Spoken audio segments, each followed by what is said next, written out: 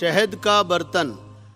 حضرت ابو بکر صدیق رضی اللہ تعالی عنہ کے بعد مسلمانوں کے دوسرے خلیفہ حضرت عمر فاروق رضی اللہ تعالی عنہ بنائے گئے۔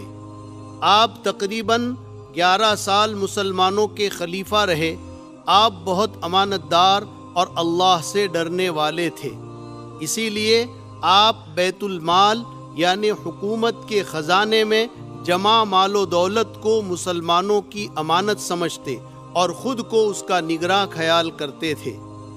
ایک مرتبہ کی بات ہے کہ اخیر عمر میں آپ سخت بیمار ہو گئے تو علاج کے طور پر آپ کو شہد کھانے کے لیے کہا گیا۔ اس وقت کہیں شہد نہیں مل رہا تھا۔ بہت تلاش کرنے کے بعد معلوم ہوا کہ بیت المال میں شہد کا ایک چھوٹا سا پیالہ ہے۔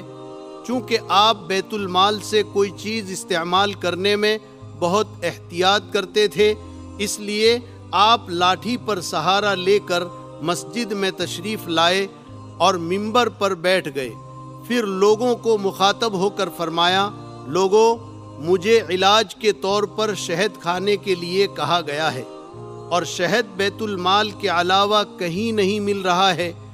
اگر تمہاری طرف سے اجازت ہو تو میں شہد کا وہ پیالہ لے لوں، اور اگر تم اجازت نہیں دو گے تو میں نہیں لوں گا، کیونکہ تمہاری اجازت کے بغیر بیت المال سے کچھ لینا میرے لیے حرام اور ناجائز ہے۔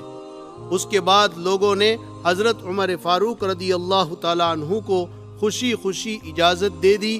پھر جا کر اس شہد کو آپ نے استعمال کیا۔